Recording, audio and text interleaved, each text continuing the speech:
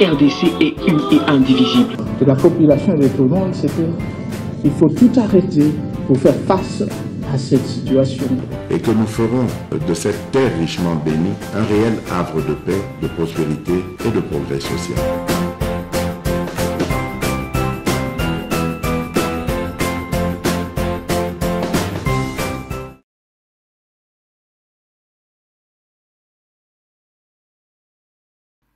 Ndeko Yves Mwekassa, secrétaire général, il y a parti politique où Ezali et sort de la République, et Zanakati, il y a Union Sacrée Oyo, les loyo et Talisami, ceux qui toquent dans ma ponomi, bateau yo bakozo makasi, bakovandi sa staff, on a combattre les campagnes pour Félix Tshisekedi, batangi molongo ya babemba, batangi na monipe, bandeko kamere na lituluko ya batunyonso, ozali moko ya lisanga wana, ya Union Sacrée, mbote na yo boye bola mikolope le kiebele. Mbote ndeko sango, bo solo ezali ndaku na ngai, mikolo ya solo na mona na kimingi te, mais na zongi. Zonga penza, tozane songa koyamba yo. Honorable Mike Mukebai mbala suka na mona na yo ezali avant okende Kisangani, Kindu pardon, tango kenda ki enrôlement.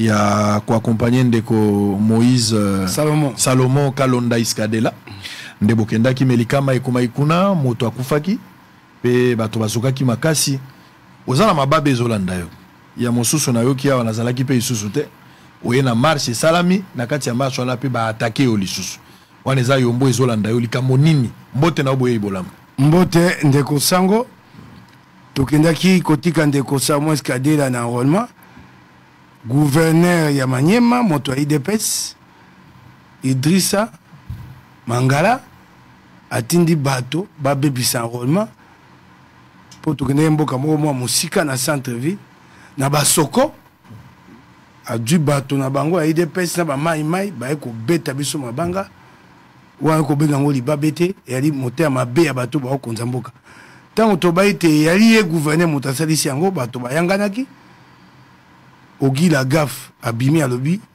et Ali Shadari lelo yonde to swana bakanga chargé à sécurité et à gouverneur wana et Ali libabete et Ali bokonzi encore yo kamamboka na zonga atokai ko tambola na baninga SID na baninga ya LGD na biso ancien pour République Longo bilenge mosusu baki na kanda ya kala to swanaka na faulu na batonae de batenga mwa kosukuma moke ezali nango IDPS te bandeko pe ya natika kotanga kombo IDPS ya likambo ndenge na yokaki bato o balobaki yango etali bango nde bandeko mosusu pe ka ya eside babateli ngai lokola dose nombasi na Niko Mayengele lobi na yango prince epengai kobenga ngai ayebisi ngai esalaki mokonzi faulu pasi na motema yango asengaki ye abenga ngai ayebisa ngai eyali likambo eseleki eloko ezali ya motuya eyali kosangana na biso na lingomba ya opposition po totia bokonzi oyo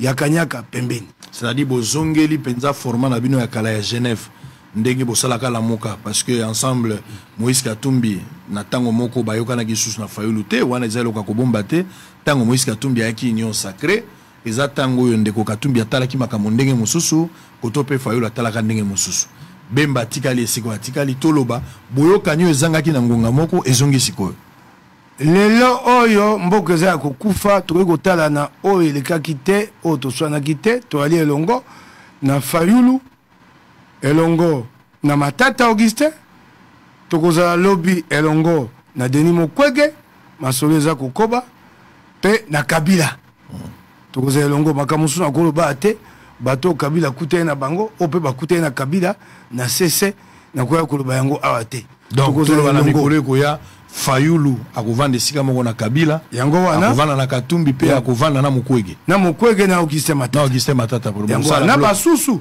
lokola Franck Diongo akozala elongo pona okangola mboka oyo très bien alors tokokota na makambo ngo mosika tanto le kobosa pe jama Kabunde te Kabunde pe azali kobosa na ete ko azana na prison ko wana boloko batie ya lokuta ba ko sambisa ete mo Félix ya ko sambisa ba ko sambisa ete akomi mbandi nzube na sala ko Félix 8 mois ba sambisa moto te 8 mois banda ba mema e cours de cassation 8 mois yango et comme ba comme tindele bato batinda miteya bakonja bamboka mosu ya mikili Afrika ba ye o ndeko na zo luka so ano ya lobi likambo na ngo eza na ngai te yali na Congo misalo asali ya mabe ya kuunga na koko koyoka eli sute et comme ya o ba benga te na bazuzu bako te eloko na sepe na kenda otala e okuti mwa mobali afanye de kwa za ndako na kimia matame vimbi loko za boloko te makanisi be loko oya mulakisi na ye était Tshisekedi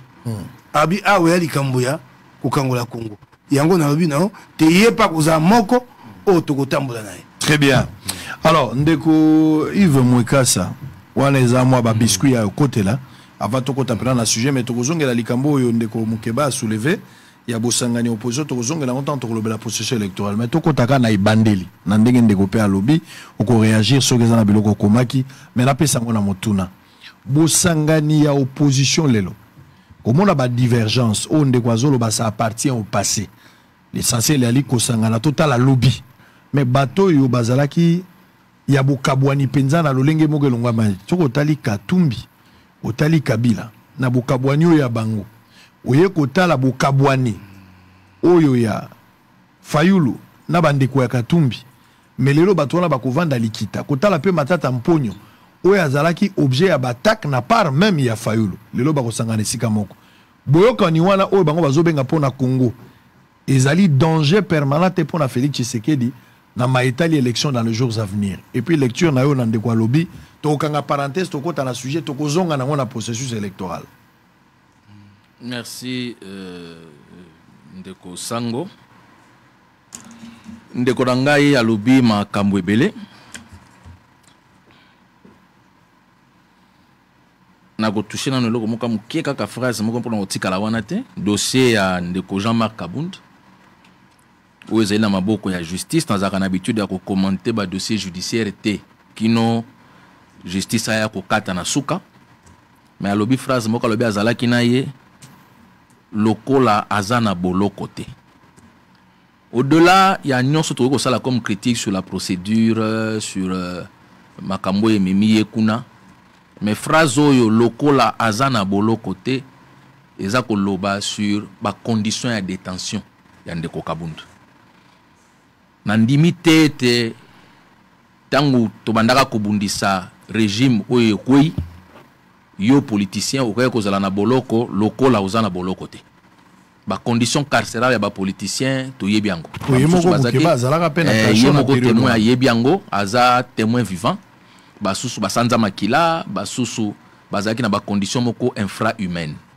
Nakangi parenthèse wana ndenge na lobby na ko commenter aspect ya procédure te en attendant que ekoma na suka. Union oyo bango bazali ko sala Kabila, Fayulu, Mukwege, Matata eza révélateur ya esprit ya ba politicien en Congo. Au monde na vie politique bat bazaka na ba type ba divergence ebele. Dans une démocratie normale, divergence il faut porter sur la vision ya pays, comment bozo mona ndenge pays ezako kendele, 2 sur ba valeur commune. Bato boana vision ya kokesena. Boana ba valeur communauté ezalaka difficile ba se mettre ensemble. Mais troisième type ya divergence ezalaka divergence sur base ya ba intérêt personnel. Bato bakabwana ki sur base ya ba intérêt personnel po ba sangana ezalaka jemuke. Il suffit que ba mwana ma yo kozwa boyo ko moni yo kosala boyo kozwa boyo ngana kozwa boyo. Match sili. Après toutes les formes de critique oyo bandeko ya lamuka ba formula sur la personne na la gestion ya Joseph Kabila eza étonnant komona ke lelo bango moko baza prêt ya ko se mettre ensemble na ye baza ko critiquer président Félix Awa balobi marionnette te tozana problème na ye te tozana problème na bato ya sangani na bango. Lelo ya kabwani na bato bango ba reprocher ki ka sangana ki na bango ale bango ba welisi ba kende osangana na bato wana. Nazo mituna sur quel genre de politique commune Fayulu, Kabila, Mukwege, Matata, Katumbi va se mettre d'accord. Est-ce que il y a le même genre de politique où il y a un contrat chinois, même genre de politique où il y a un passeport gate awa, même genre de politique où il y a un dossier ya kili tokutana nango pendant temps oyo, même genre de politique où il y a lelo Congo ezala nesika où ezali na ba secteur nyonso, y compris secteur ya sécurité. Binomoko boako mona ba avion na biso kuna na bitumba na ngambo, to ana besoin ko recourir na ba paya pour batambusa ba avion de guerre. Pona koloba ete en 18 ans ya régime Kabila batika ko former ba pilote de combat. Siko bango tang ba ali ko se mettre ensemble. Eza po ba memela biso politique nini, pour ba mettre sur pied quel genre de système de gouvernement. Yango moni lisanga wana et ali alliance moko contre nature. Bato moko ba ko sangana, mais ba ko zala incapable ya ko se mettre d'accord sur un programme de gouvernement. Seul élément commun où ils ont mettre bango ensemble, ezali kobundisa Félix Antoine Tshisekedi Tshilombo. C'est parce qu'ils ont un adversaire commun qu'ils se mettent ensemble. Ce n'est pas le Congo. Ce n'est pas le Congo, puisque la vision en Congo est diamétralement opposée. C'est ce que nous supposons. Pour Bango, façon de critiquer la gestion d'Ndeko Kabila pendant 18 ans, ça veut dire qu'ils ne peuvent pas être d'accord avec les méthodes d'Ndeko Kabila. Si Kabila, Bango Balingi Basangana Yelelo, Eza Kabila nouvelle formule, to Eza Kabila Kakao Kabila Bisoto Yebi. Soki élément il y a intersection, élément fédérateur na bango. Ezali po balingi kote Melandeko Félix. Donc population il faut y ba que soko pesi bango bokondi ba kozana programme gouvernemental. Programme na bango kozala kote Mela Félix Antoine Tshisekedi Tshilombo. Est-ce que c'est pas possible à un certain moment bato babwaka ba hache de guerre na bango pour se mettre ensemble pour le pays? Au-delà de la divergence, au-delà de la bataille, au-delà de la contradiction, mais Batoba s'est ressaisi pour dire on s'est attaqué mutuellement, mais finalement, aujourd'hui, il y a lieu de se mettre ensemble. Tout à fait. Batoba ko sangana, mais à quelles conditions? Et c'est d'abord des divergences au yabino wana. Ce que ça divergence personnelle, ngana liaki yo liakite, ko se mettre ensemble des agemuke, ici finance aussi ko ngana liaki na pesiondam. Mais ce que ça divergence sur la vision, sur la gestion du pays. Et sengeli moko andi makotika vision na ye alanda vision amuninga nde tokomona na union sacrée bande kono so balaki kuna na ngamu na FCC balobi bon totiki vision na biso tolingi to landa vision ya président Félix ba embrasser vision a Fachi nde to se retrouver na bango elongo. Mais siko bango na union na bango wana nani akolanda vision ya nani? Est-ce que bango bako renoncer na vision o ya bango po bakota na vision ya Ndeko Kabila to baza ko espérer Ndeko Kabila nda ko renoncer na vision ya ye on a ko décrire te po to vivre na ye 18 ans to yebi yango to yebi misala ya vision wana po ye akota na vision na bango. S'ils ne se mettent pas d'accord autour d'une vision ya Congo, c'est que lisanga wana eza lisanga ya ba opportuniste, lisanga pona une opportunité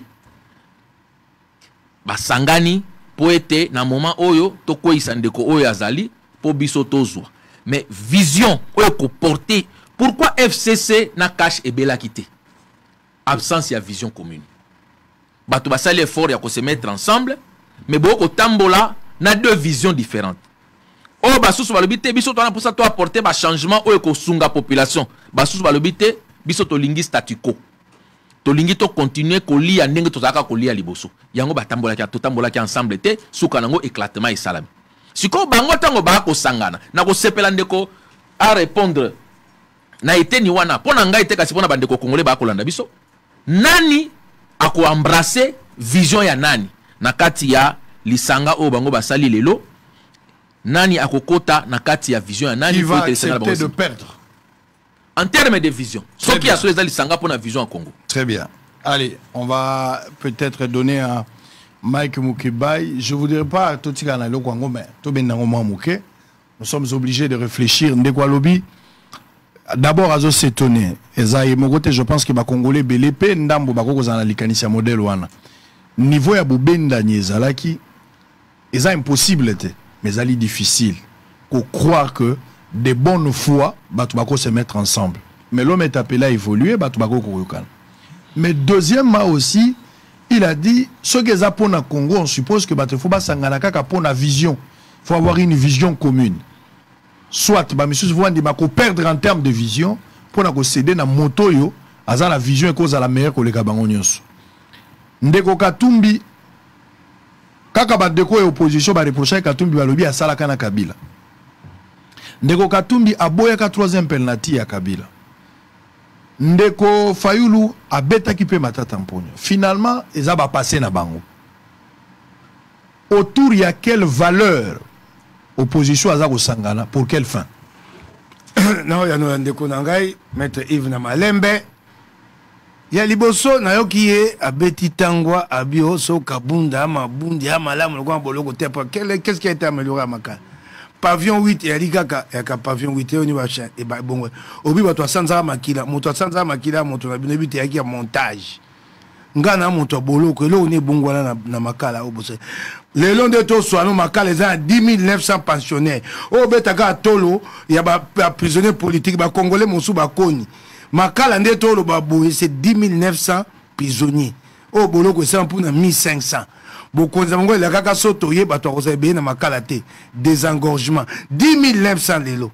Qu'est-ce qui a changé à Makala? Kaka vungule muteli ya Maka eloko nyo yoko ebisa ngai ngana kota ki boloko na bokonzi na bino na nyoko maka na boloko wana batia ngai esika na bato etonda boko ebisa ngani eloko nyo yoko bongo na Makala lelo bato bazaka mwa malamu na Makala ya bakonzi po bana pavillon 8 na pavillon 1 ye moko seli personnel. Ndenge zaka tama Kabila ndenge pe ale lelo bobakisi maite bobakisi esika okenda toilette te eloko te koya kobeta tolo atenga na yebi boloko malamu eloko ko saka bundi alipo ali na eliki ane tumba naye soko na lakisi ba prison muso na moni kuno kolila so na kei kuna na kotso na Makala au moins bato babenga ba Maurice ba Maurice na Makala yebi Maurice mba liboso ka temo Maurice de moribond na Makala babenga ba Maurice moto abimi boye babimi se libanda kuti moto ala mikate a teka mikate bandola mikate ba ko beta ya ko kabilo ba ko beta ete ponza leleki ali aka mikate ko mela ngo ya ko mela ko balanga condition Makala te wane ko etali okutu te na tangelo kwa il y a des prisonniers là-bas à Makala appelé Maurice bobeta tolote eloko mo bosena Makala réalité Makala yali na pasi na okinde kwa tuningai mituna ebele alobi na ngai tokosanga na vision nini ya kasi yango na union sacrée kufate po bwana vision ya Félix Tshisekedi yango toyoka na binote biso tokosanga na te po na vision ya Kabila to vision ya Katumbi lisanga na biso nde ko bimisa vision commune programme commun yoki ngai toko ko ya te to na vision ya moto ye moko kaka et à la kate na démocratie yango wana o ebomili ngomba na bango vision des chefs du chef d'État et bomi mboka bazo loba wana oh Kabila salaka banda bakabo na Kabila eloko ni bongwani oh bibo sali kaka 18 ans oh Kabila bomaki mampinga na mibomi tano bino bosali na mampinga eloko ni ya sika oh vision ya Félix Ebimisi pero komona bokeseni bango bakenda okuta na Kabila na butu yo yebaka te Félix Tshisekedi bako so na Kabila bon moi na tongo to sutu biso to ke na moi donc nous préparons cette alliance cette coalition toko sangisa maele ba valere ko sangana wana kati donc la différence c'est ça kaka ya butu na moi ya la personne ya ba moi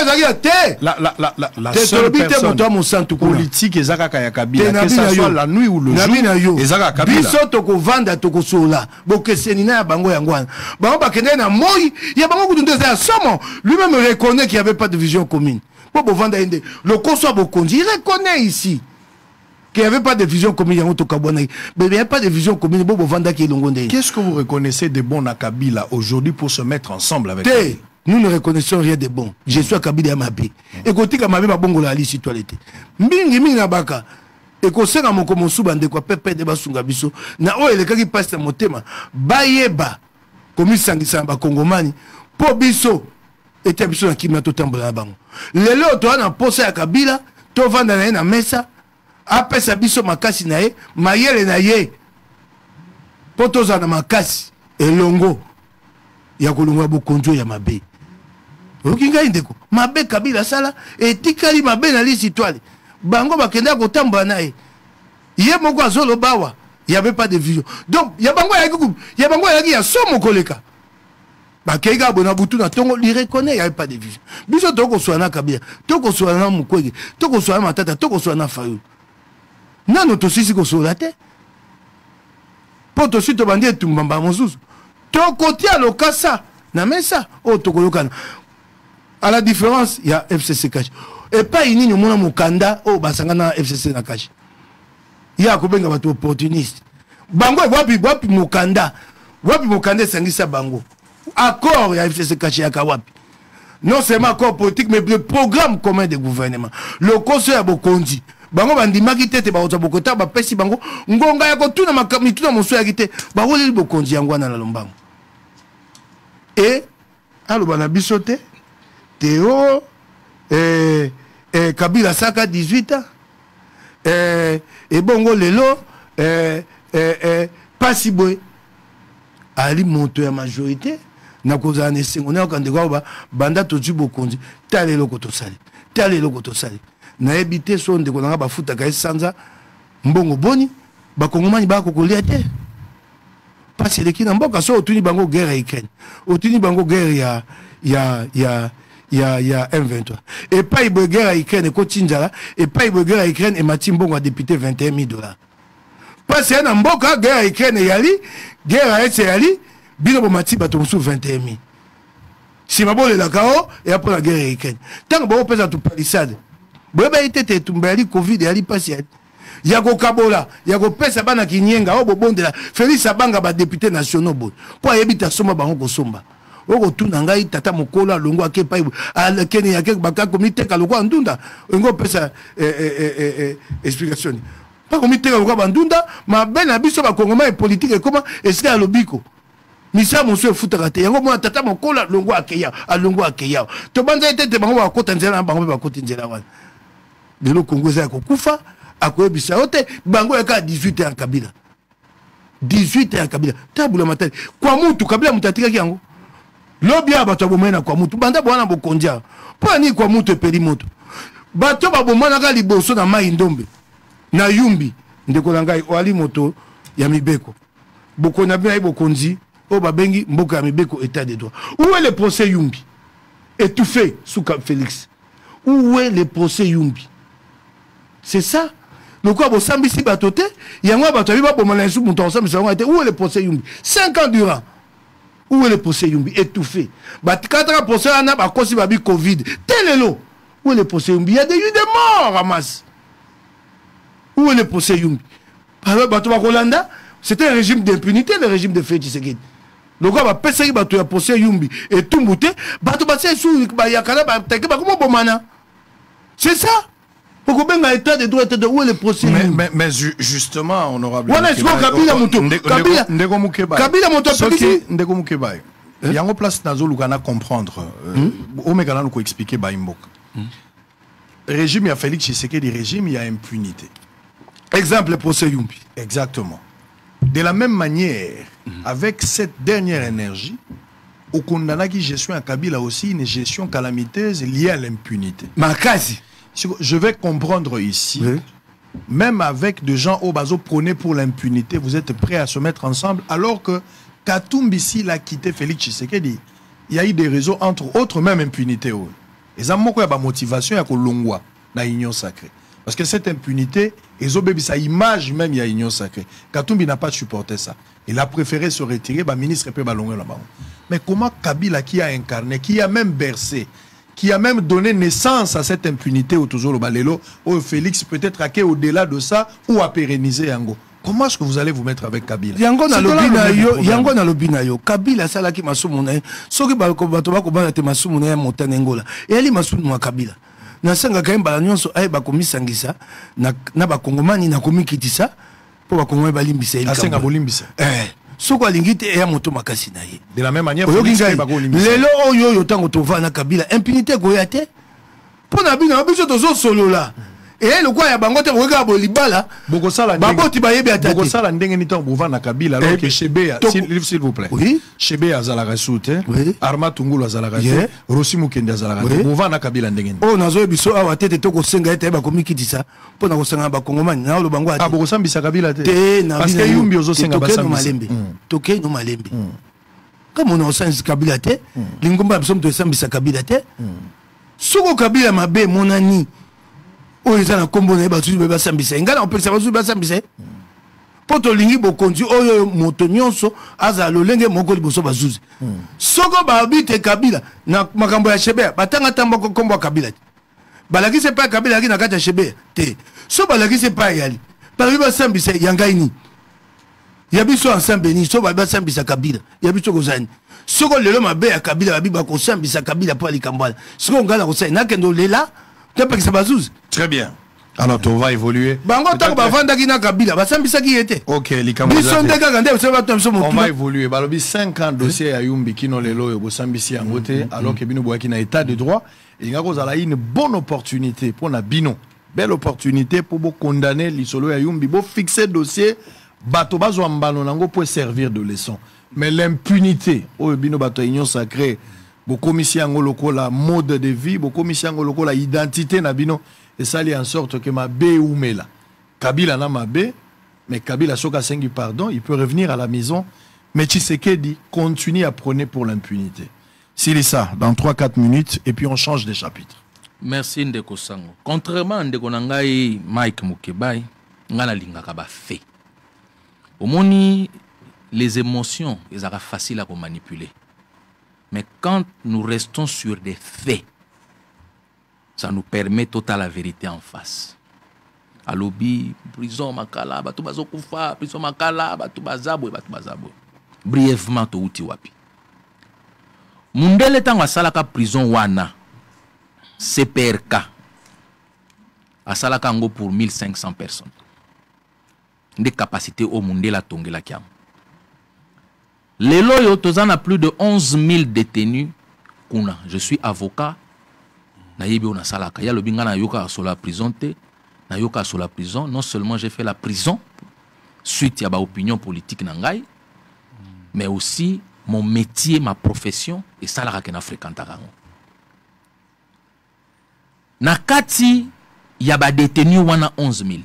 Plus de 70% basant en détention préventive. Ils n'ont pas encore été condamnés. Il y a à peine quelques jours, 11 février ou 12 février, si ma mémoire est bonne, Baouti ko libéré 502 ou 500 prisonniers Baouti ko libéré qui n'ont pas purgé toute leur peine. Parce que le gouvernement de la République est côté dans le processus, il y a désengorgement et prison à Makala. Mais ceux qui ne suivent pas l'actualité ou ceux qui ne veulent pas voir les bonnes choses, des directives ont été données à l'occasion. Non seulement pour des faits bénins, il faut libérer Bango. On ne peut pas prendre erreur to gaffe nyonso o magistrat na biso basalaka. To nyonso to tiena mutu à Félix Tshisekedi tout en oubliant que gouvernement soke lingi est intervenu dans makambo à justice. Ils ont une procédure où il faut qu'on l'ande pour ne pas toucher na indépendance et la justice. Bah, il faut libérer, même pas un mois, plus de 500 personnes. Bah, mettre sur pied bah mesure pour tout mususu ba longba wana, ba tinda bango na ba prison mususu na intérieur. Bah ba kanga bango pour des faits bénins ba libérer bango. Bah magistrat o ba chaki ba tout sous map. Mandat d'arrêt provisoire, où ils allaient plus de 70%, donc plus de 7000 personnes bazawana, ba condamné bango définitivement. Des directives ont été données pour que la magistrature a sala musala na yé. Ba outi koti à bibliothèque na prison Makala, na pavillon ya bana, na pavillon ya mineur. Ce sont des faits concrets. Où ils ont été les lots. Tout ça, la nyonso pour l'amélioration de la condition de détention et de détenus. Ce qui n'était pas le cas il y a quelques années ou il y a quelques temps. Donc, quand on ne présente pas les faits, les gens auront l'impression que depuis Félix Antoine Tshisekedi Ayaki, Akuti Makala, pléthore Yabatu, Atiki Angobongo. La réalité, c'est qu'il y a un processus qui est en train d'être fait. Mais seulement dans Makambo et la justice, le président ne peut pas se lever le bon, bon libérer les gars, le quoi, combien on a 11 000, bon, 10 000. Ça ne se passe pas comme ça. On dit, bon, t'as là-bas dossier, on fixe des critères. Bah, oh, ici, va purger 3 quarts, il y a peine na bango, bon, misa bango. Bah, oh, bazana dossier, pour que tout, bon, empiété, sur Moussala, il y a appareil judiciaire. Donc, on a un paragraphe en disant à mon frère que Makala est comme une idéalité. Ndengo et Sengeli prison dans un pays moderne. C'est parce que depuis Belge, la Biswango, tu as grandi ça et tu peux tonga ba prison et sikate, c'est que tu es détenu. Ça, c'est un problème où ils allaient. Bandakala, c'est un problème structurel. Maintenant, dans la pratique, dans les faits, en 5 ans, tu bandi processus pour être Makala wana et comme ma prison moko normal. Mais cela ne change pas le fait que la condition de détention, il y a des politiciens sous Félix Antoine Tshisekedi, n'a rien à voir avec la condition de détention des politiciens sous Kabila. Je n'entre pas en disant qui est coupable et qui est innocent. Je suis avocat, je respecte la justice, mais je dis les conditions de détention. Il y a des hommes politiques, Lelo, ils ont de mon côté, na où ils ont kuna. Na ko toucher likambuya Yumbi. Ndekonangai Mike Mukebai, pour lequel j'ai beaucoup d'estime, beaucoup de respect, ne le sait peut-être pas, mais il y a un procès qui est en cours. Il y a un procès qui est en cours dans la haute cour militaire. Sur le massacre de Yumbi, il y a un procès. Tellement de procédure à flagrance. Les gens oublient que le délai ordinaire est la procédure à flagrance, surtout dans le procès où le parti est belé. Parti civil est belé. Donc, procès à Bongo et Zouakatan. Que ce soit ici ou même chez les Blancs. Le procès de Bemba dans ces pays a pris combien d'années? 10 ans. Chez les Blancs. Et si quoi ils sont censés qu'on a la haute cour militaire. Retenez. Je vous en prie. Je reviendrai là-dessus. Vous avez dit haute cour militaire. On attend qu'on soulève. Procès à Bemba dans ces pays. Procès à Laurent Gbagbo. Tellement de messages ici, la plupart des procès à la TV, c'est la procédure à flagrance. Moi, je peux te dire que dans le dossier judiciaire, on a Sambaka depuis 7 ans. 7 ans. Et ça, dossier judiciaire. On a un dossier judiciaire, ça la plus que Wana. Parce que l'avocat peut tout ça, il y a des tactiques, il y a des dilatoires, il y a des appels, il y a des. Donc, un procès, il y a fait commis il y a à peine, il y a 5 ans, et commis dans la soukate, ça c'est, ils ont fait moko ordinaire dans le monde judiciaire. Tout professionnel de droit sait que ils ont makambo, ça les maka. Allez, quand on n'est pas dans la procédure, il y a changer de chapitre. Et les membres sous les gens qui ont des konanga lobby, et là ils ont justifié pour que na Kabila, bakosala un programme commun. Et ça n'est pas biso. Un programme politique et botamaka par génération spontanée, ça vient de nulle part. Un programme politique, un programme de gouvernement, et zalaka et botamaka tope outaka na une idéologie commune. Parce que nazo exemple, ngana ndeko sango tolingi to yokana poto tambusa mboka ensemble to sangana. Yo, tu es un libéral pur et dur. Ça veut dire, dans l'idéologie, il ne faut pas l'État contre la vie économique, par exemple. L'État doit se désengager des entreprises. Moi, je suis un socialiste. Pour Nangaï, oui, l'État, il faut à côté mais l'aspect social est tellement important que, compte tenu à la pléthore, il y a bateau, bazali, na ba entreprise à l'État, l'État va se désengager. Tout ça, programme commun de.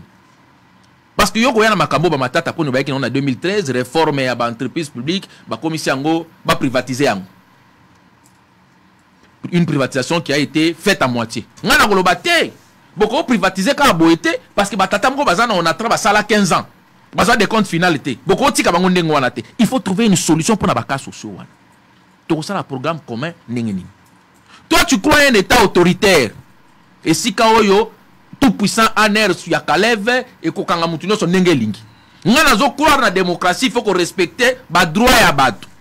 To ça la programme commun nengeni. Toi tu ne crois pas à une justice indépendante. To monango ye moko tango bakanga kaye.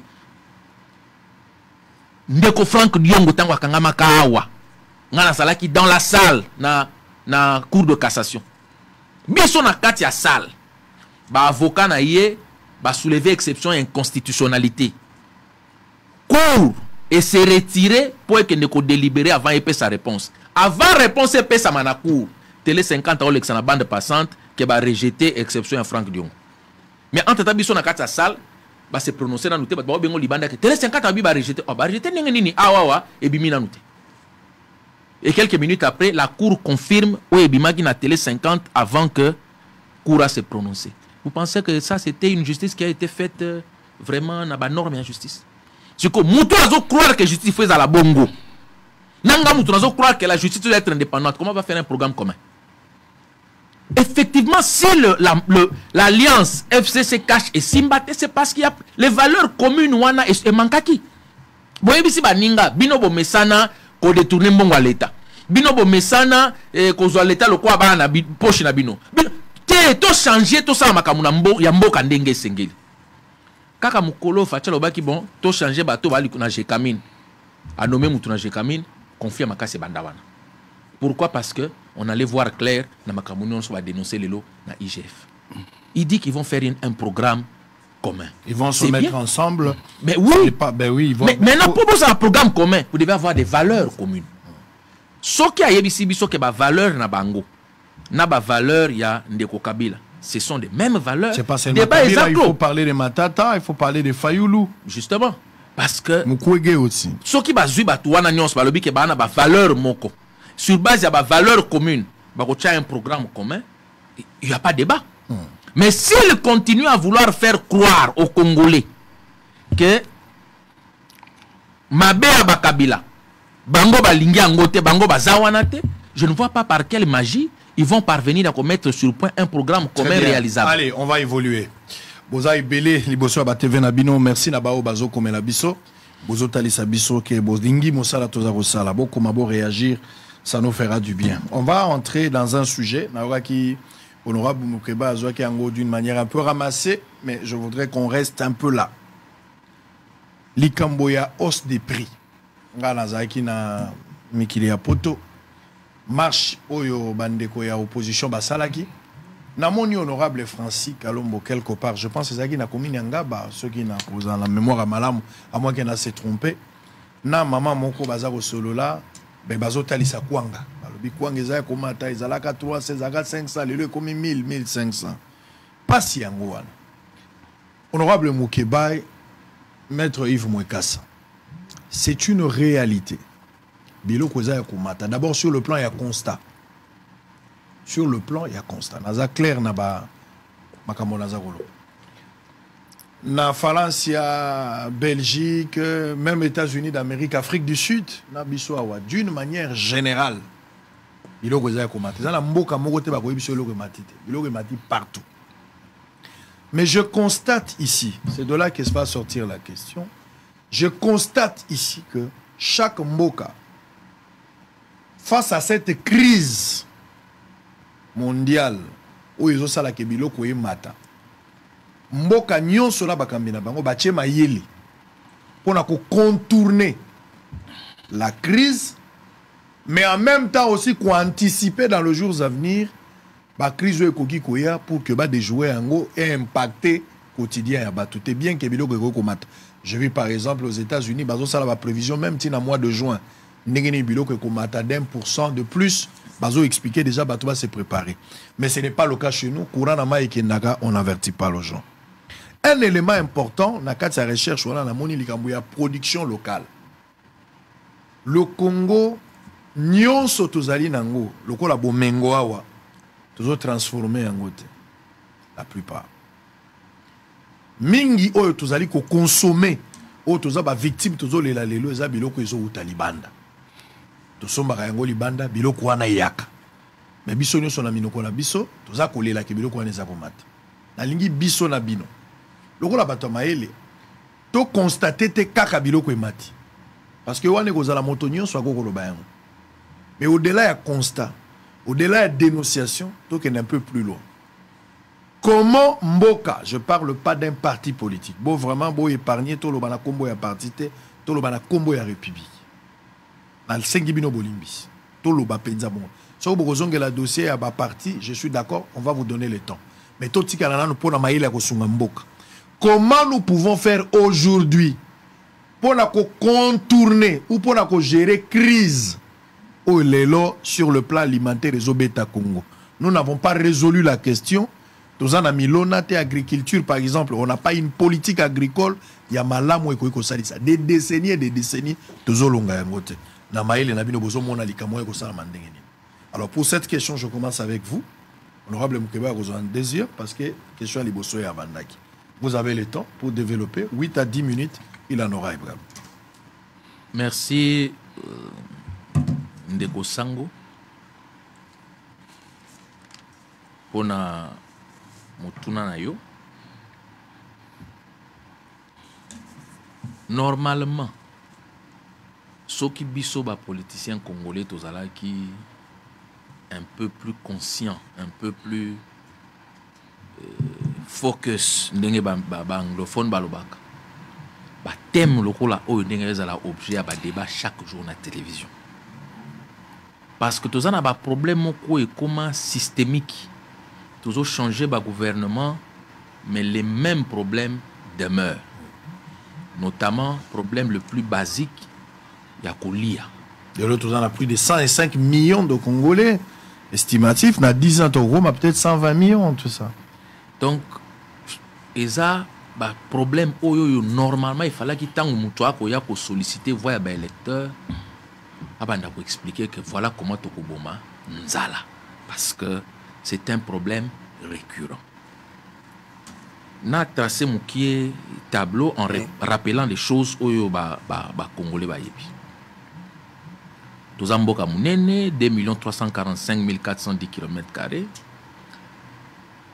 plus de 80 millions d'hectares de terres arables, ça veut dire ma bélo baroy kusala bilanga. Plus de 4 millions d'hectares de terres irrigables et l'incroba ma bélo baroy kusala bilanga mais à condition que bobenda mai tie comme un esikawana. Toza situé à cheval sur l'équateur, ce qui fait que globalement pluviométrie en mboka na biso est plus ou moins équilibrée. Les autres quoi mboka mso bazaka période moko sécheresse c'est beti 6 mois moi ballon ezate et puis période mususu saison malam. Biso toali équilibré donc ce qui côté ba ko bazo ko récolter côté kuna ba na capacité ya kolona. Mais tozo kufanza. Le Congo et déboursaka des millions de dollars pour importer non seulement biloko kolia, des milliards d'ailleurs pour importer non seulement biloko kolia, mais aussi biens de consommation courante. Ce que tali lelo attend la liste à dot, c'est les lots que tu as importé tes amakasu. Pour la liste à d'autres, ne va chewana costume à papa importé, liputa maman importé, machette importé, ni nous sommes à d'autres importé, sans compter que les autres commencent à ba antenne parabolique tout ça, mais nous sommes tout est importé sauf makasu. Peut-être dans le tabac. Peut-être dans le tabac. Et ça, situation catastrophique. Pourquoi? Parce qu'à partir de 1965, le Congo a salaki choix de reposer le développement sur l'exploitation minière plutôt que sur l'agriculture. Alors qu'à l'époque coloniale, l'agriculture a compté pour 43% de la recette d'exportation à Congo. C'est-à-dire auto, te kalibanda, et côté la biso mbongo, côté la biso devise. Et ça qui est agriculture. Congo ezalaki deuxième producteur mondial d'huile de palme. Mafuta mbila. Après le Nigeria, avant la Malaisie.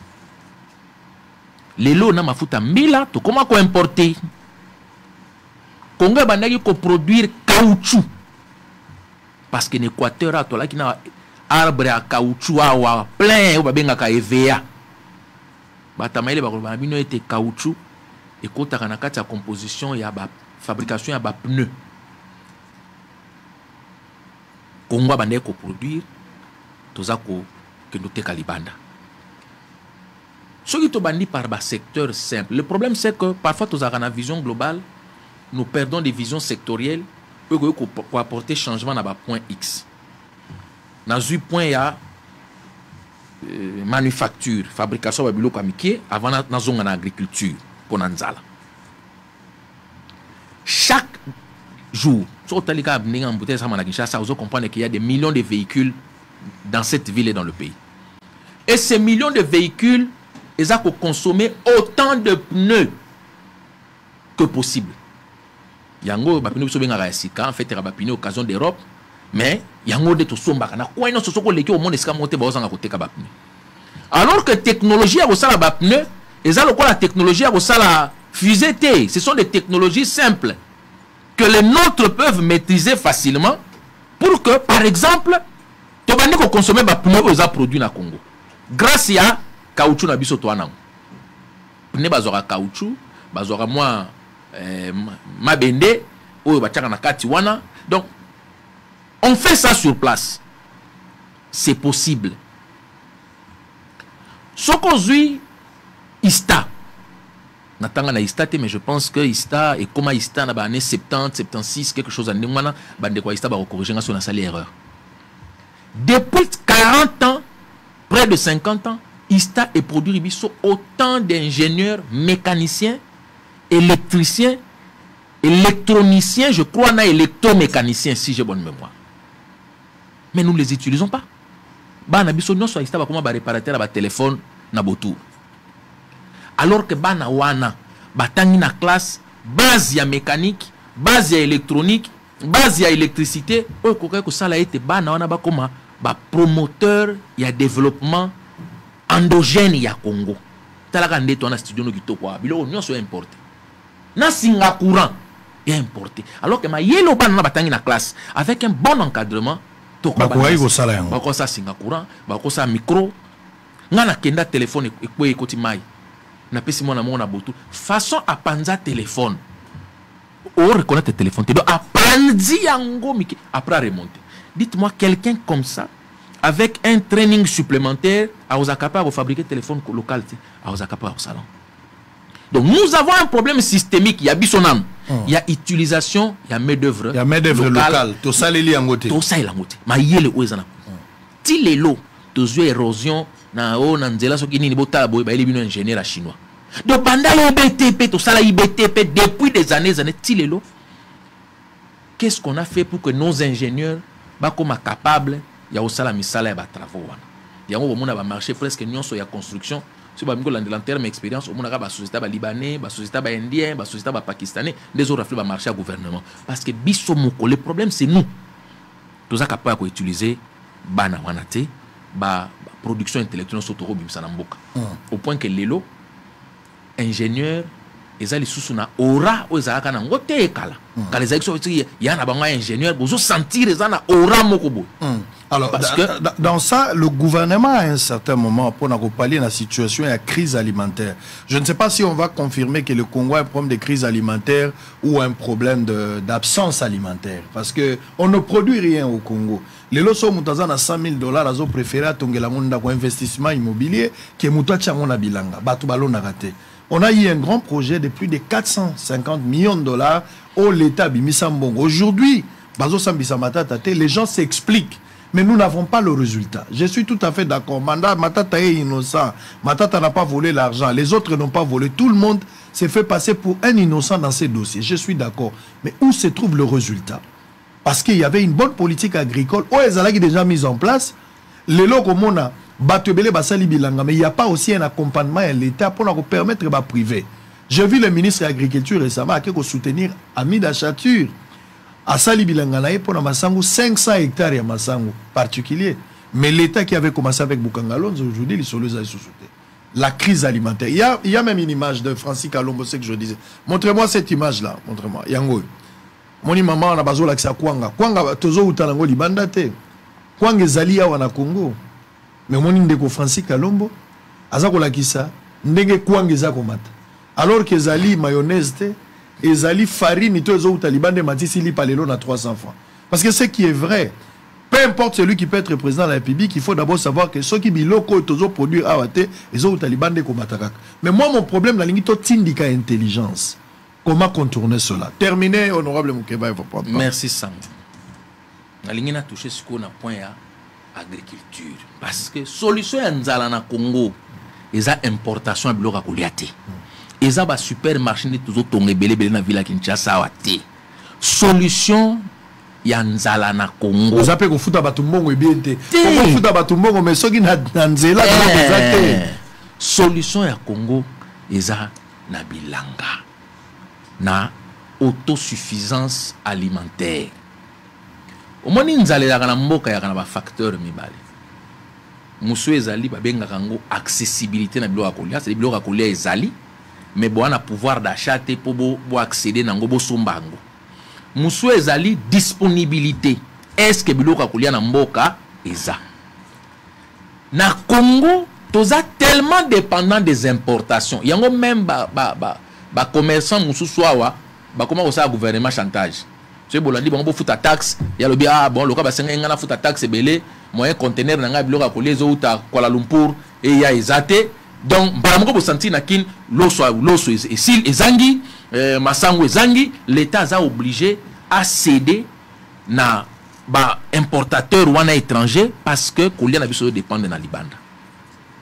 Selon ba chiffre ya FAO, le Congo est capable de nourrir 2 milliards de personnes. Dans le 2 millions, dans le 20 millions, dans le 200 millions, dans le 2 milliards. Au Congo, ils sont capables de coller ça, kaka na bilanga. Les mêmes études à FAO et lobby, Mabélé à Congo, ils sont capables de nourrir 40 millions. Il y a des bovins. Donc 40 millions. Bangombe, 40 millions. Na Mabélé à Congo, ba ko lia, non pas ko lia bilanga, mais ko lia auto nango naturel comme bilei ya banyama. Donc to se retrouve dans une situation moko malheureusement besso. Yango na tomba la responsabilité elle est d'abord collective. Avant et comment individuel. Na 2003, ba pays africain une offre ba sakana ba sagalo benga rango déclaration de Maputo. La déclaration de Maputo balobaka était ba gouvernement africain ba na consacrer 10% il y a un budget na bango pour promouvoir l'agriculture. Il a 12 minutes. Hein? Bisso. Si, je sais. Les minutes pause au canton. Au compte na pause hier, je suis en train de voir. Il m'avait interrompu. Hein? Le sujet est tellement intéressant, je donnerai le temps qu'il faut. Il n'y a pas de problème. Nous ne consacrons que 3%. Il y a budget na biso na agriculture. Omoni ba mboka oeza sérieux. Parce que en fait, biso to surtout en retard. Au tout ça que Boukangalonzo, moi j'ai toujours combattu Boukangalonzo bien avant que passe Lango. Pas tant ba yibimbongo. Tant ba botika ka projet. Moi j'étais contre le projet parce que c'était un projet qui était mal conçu, mal adapté dans la réalité à Congo. Je pense même à l'époque dans le bar des gens à TV que ce n'est pas comme ça. Tant que nos populations, je prends un exemple simple. Télélo. Les gens ne savent pas que 70% des Congolais travaillent dans le secteur agricole. 70%. Mais pourquoi ba Congolais ça sauter? Parce que Télélo tout ça la agriculture artisanale. Vraiment de manière artisanale, même pas. Parce qu'en fait, dans l'évolution à l'humain, l'agriculture est passée par 3 phases. Phase à qui on exploite grâce à la force physique à l'homme. Phase à mi-balé, on utiliser force ya banyama. Les banyama qui sont plus forts que les humains. Bazungombe, bache, boye, et puis les ngombe nazago benda, ou zago labourer. Phase à mi-balé, balongo na bakoti na mécanisation, les machines. Biso tilelo, tout ça on a phase à liboso. Quand tu vas chez nous à l'intérieur, on n'a même pas encore atteint la phase où le cheval n'a pas l'agriculture, ngombe n'a pas l'agriculture, on a place à mon pas facilité mon sala. Tout ça on a place au maman comme ma Congo na Congo. Alors qu'aujourd'hui il y a l'industrialisation. Voilà. Ça veut dire qu'il faut nous biso, tout le monde payer le prix pour ça la révolution industrielle yabiso. Il ne suffit pas d'aller prendre bah, expert agronome, il y a Afrique du Sud, autant de millions de dollars, bah pour produire masangwawa pour bana congolais banda kolia. Et ça le col en décat on est quoi importer, to changer méthode. Alors que il fallait qu'on soit budget wana pour financer ba coopérative ya mike ya agriculteur. Ah ouais, agriculteur il y a Kinzamvouete, bo sangana, to pesi bino tracteur. Mais beaucoup gérer en gros de manière communautaire. Tracteur on a les loyers collaborer na bilanga sango, lobe ki na bilanga ya tel, lobe ki na bilanga ya tel, toujours aider bango. Bozu tracteur bo pesi kuna avec le même budget les 360 millions qui ont été bousillés à Bukanga Lonzo, les loyers, tu as tous les ressources na kata même situation manate. Mais comme l'homme politique congolais préfère les échanges, les débats sur ngane nana pouvoir, bino débat en opposition, biso boyi bagi mbongo, on ne veut pas parler des problèmes réels. Vous vous rendez compte que même l'équipe papa tu te rends compte que Moutalongo n'a pas na Congo avant que la Congolais maï et nous trouvons cela normal. Député de son état mais la maï mais maï on a na Congo. Ça veut dire qu'il faut, c'est d'abord une question il faut une révolution. Révolution d'abord. Dès ce moment accepté, il y a qu'à changer le point. Allez, on va revenir. Honorable Moukebaï. Le problème, Yanzala, un problème réel, un problème basique, on n'en parle pas. Nous sommes à la télé pour des débats politiques, mais la politique agricole, pêche, élevage, on n'en parle pas. Les Lonzalizali, c'est une réalité. Biloko et Mati, c'est une réalité. Mais il faut une politique. Tobomi agriculture des décennies et des décennies. Quand les politiques arrivent, même dans le budget à Mboka, au moment où on a budget en agriculture, ils ont les cadets de soucis. Ou les soucis des cadets, si vous voulez. Alors qu'il fallait à la priorité des priorités, dans les États-Unis, dans mon capital, ils capital agricole. Et puis, bateau bazan a mis solo. Bateau bazan, bateau un bon milliardaire, des fermiers, des agriculteurs. Ce n'est pas le cas chez nous. $100,000 au son bâtiment, millionnaire pas nabiso bazan politicien, la place pas à la bateau bakolona. Nzala, et aussi la nengeni. Makambo azolo ba o ba bimisi 500 14h53 13 minutes. Prolico. Mbala tango Kabila avait basaka Prolico. Ba libération conditionnelle na ba grâce présidentielle. Et il y a un mécanisme pour désengorger la prison. Et le quoi sécurité. Bobandaki na suka bokonzi bato bali 10 900 olobi autobandi processus. Sikane c'est base à 3000. Tu peux bander mon salaire na bandaka. C'est base à 3000. Tu as 1500. Bazay plus de 11 000. Tu as 1500 de batikali 10 900. C'est pas nouveau Prolico. C'est pas nouveau grâce présidentielle. Félix avait promis de désengorger. À la fin de ce mandat, il est à 10 900 détenus. Et ça, surpopulation. Oh, nous sommes beloko sika ezakate. Azolo bana condition moko la détention et bongwana et akate. Il y a pas politicien. Il y a ça avocat contre la prison té. Ba pekisa ba avocat ba contre. Ngana moto makala. Avocat contre la prison sous-té. Le ba yé comme civil. Avocat souko akune pas basambisa bato likolo. Po basi ba beta ba avocat na kati. Ba pekisa ba avocat ba contre la prison. Akoy ko prétendre était pour avocat yebi prison. Le bar le bakena citoyen bato musu baki na kanda ba avocat ba beta ba avocat na kati ya makala ba pekisa ba avocat ba kota na kati na ba juge ba go kota kuna te ba suka na prétoire. Il y a rien qui a changé dans les conditions de détention. Et comme bongwalité so ça na mbongo au sombi chambre na yo moko au vandi kimia na pavillon 1 biloko to na 8 biloko ko ya yo moko so ko abi condition changé tant que na biloko le loko ne bongwani. Et comment bongwani réalité nayoki azo patapatawa ali na etaleli ya politique akala abio soko yo lingaka boete bovanda la politique aujourd'hui ba clivage idéologique si je peux le dire en français était sous ma capacité au nom du pragmatisme bato ba ko sanga ba sai programme de gouvernement ndakisa na ko pesa Macron a réussi à se faire élire et avoir une majorité en surfant entre la gauche et la droite. C'est ça ce que Macron a fait. Oh, wana ya zo na ngokala wana ya zo mo lokola tango ya mur de Berlin. Oh, ce ali rouge, ali bleu, ali bleu. On a radicalisme. Non, les clivages ne sont plus si rigides politiques. Au nom du pragmatisme. Tu crois que Zali libéral, un gars Zali social-démocrate Makasi. Ah, aux gens qui va voir bon gars, tu sali programme, tu sali la concession mutuelle. Ngabi bo, et là qu'on a oh le belaraming na zong sang aussi. Yo po zong ça oh pour la bola mamboka. C'est ça et que ça mandé moi aller. Au monde qui va peut-être être tout rigide ndenge ya kalaté. Na PCG ndaki ça moko Macron a classé Macron en France. Le monde évolue et go batté que ba idéologie est soutée mais est sous ma case. Nata wakalai so moto communiste hein. Ozo kangai.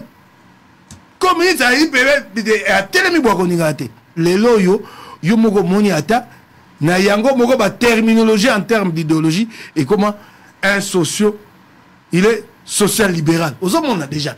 C'est ça l'évolution. Il y a le socio-libéralisme. Alors, avant, on supposait que le libéralisme, qu'on cohabitait dans le socialisme. On a évolué. Au contraire, et au contraire, la pratique de tous les jours. Nous avons évolué sur cette question-là. En réalité, pour te faire Kabila, au nom, il y a pragmatisme, il y a nationalisme. Tango, au lobby du Cambo, il n'y a pas si il y a Congo. Obi na biso to na kombo ba politique te to ba komamboka ya wele limbango alongoli kazaka IDPS ya union sacrée. Donc nous allons parler au nom de nos partis.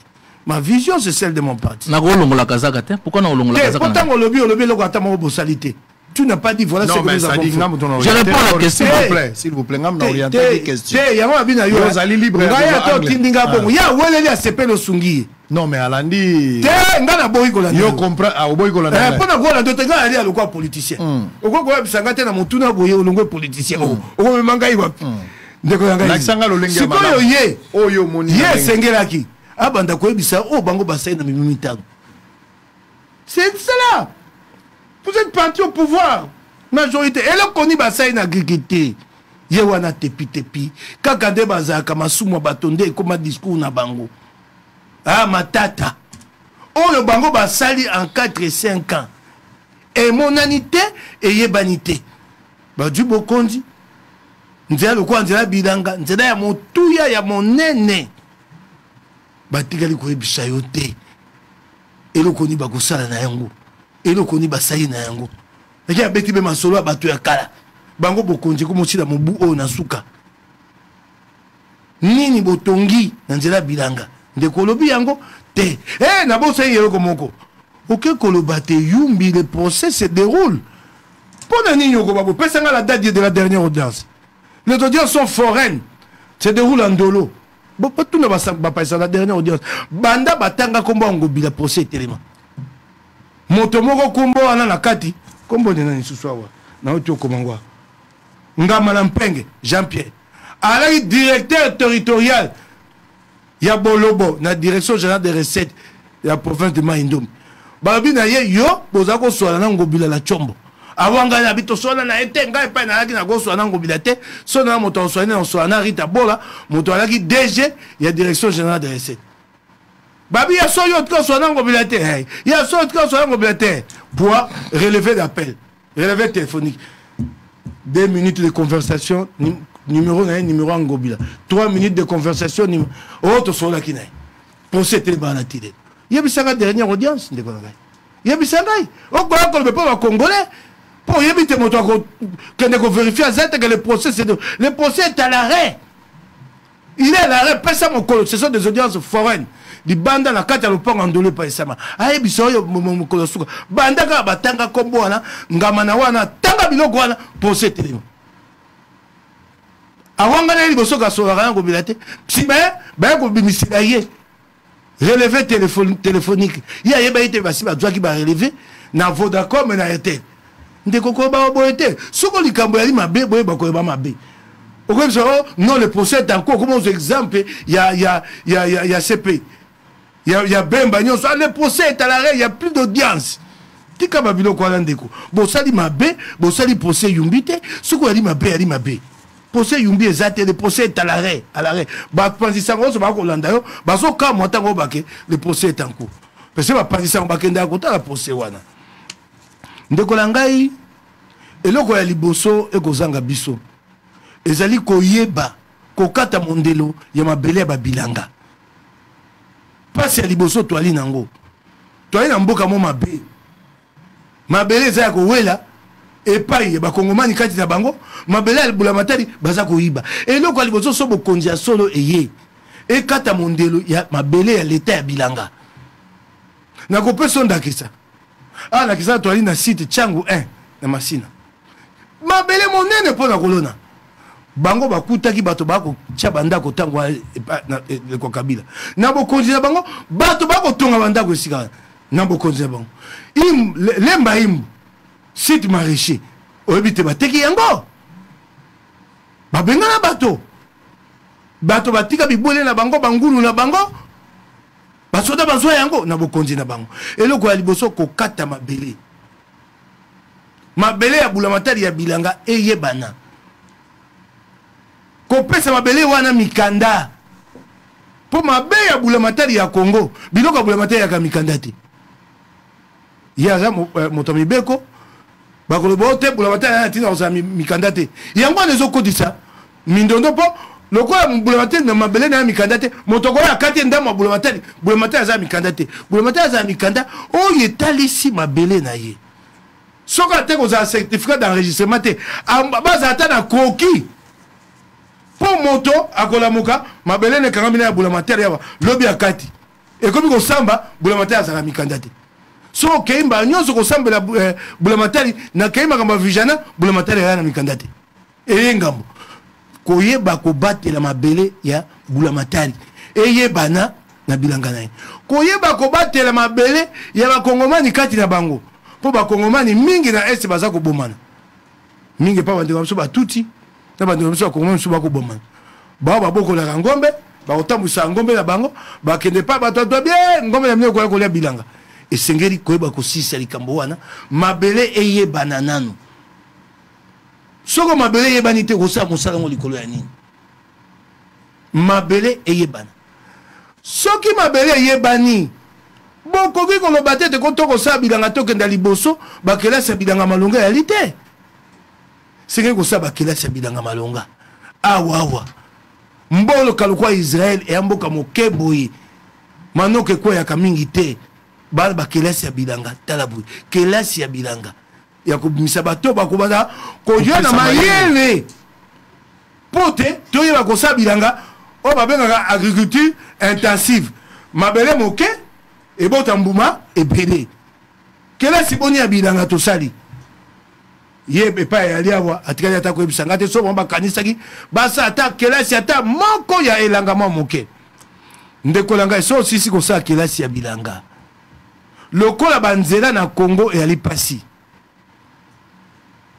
tokokenda nanu na bilanga oyo ekozala pembeni ya fleuve Congo oyoki ngai ndeko na ngai tokotia nanu mbongo na bilanga oyo ezali lokola fleuve eyali awa bilanga oyo ekozala ngambo na ngambo ya fleuve Congo oyebi mpo ya nini mpo bilanga wana mbongo nango na pete tokotia ngo na masuwa fleuve Congo ezali nzela ya monene oyo Nzambe apesa biso c'est la plus grande route naturelle oyo Nzambe apesa biso biloko ekolongwa banda bandundu eye te awa be na mai ekosengela wana boyeba kosala mosala ya kokondolaka zelo kokundolaka zelo na fleuve mpo masuwa etambola malamu bilanga ya liboso ya bilanga ya pembeni ya mai mpo babuki mbuma ekoti na masuwa ekei bamama ntango toko bakelasi ya bilanga bamama oyo bakosala bilanga bakosala bilanga mayele oyo ya kala esengeli kokotisa bango kelasi wana bayeba kotanga wana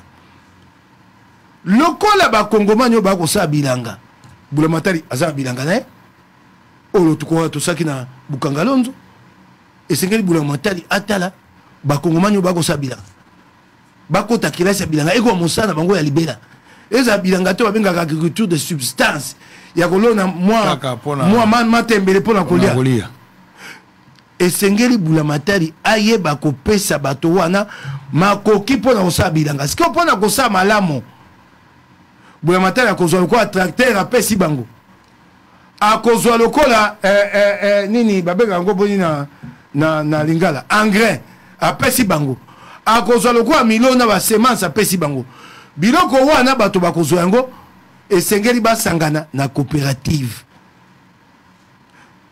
tango bakolonaka milona bango kobimisaka mbuma bakobandaka kozongiselaka bulabatari malembe te mbongo kosila ebongo bulamatari ayeba kozongisela bango lisusu biloko na pesa lokwa ndakisa lokwa ba mama o bali awa na site Tchwenge nyonso alika tete gouvernement central asala ba mama bali na site Tchwenge awa na komona ba ONG zo uta libanda ezo ya kosunga bango te pa makambo ya pamba lokwa ya kotimbola kama bulu ya mai engumba kisasa akoko pesa ba mama na mbongo te ngumba mokonza kisasa ba mama ya site Changu to ba mama ya site Tchwenge kwa accompagner potozo loso awa tozo la loso te uta bumba na kotimbula mabulu ya mai ba ONG mbongo ya kisasa ya mbongo kosaka nango oyo kaka bayemba kango bilango gentini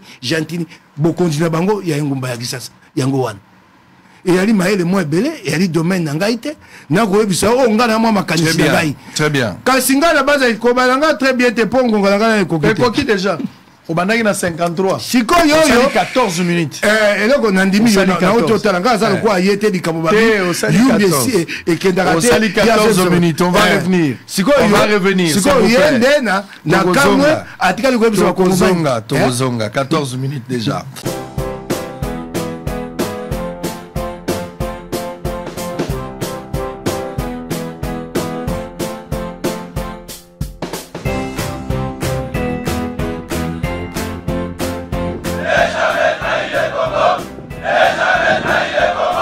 La RDC est une et indivisible. De la population et de tout le monde, c'est qu'il faut tout arrêter pour faire face à cette situation. Et que nous ferons de cette terre richement bénie un réel havre de paix, de prospérité et de progrès social.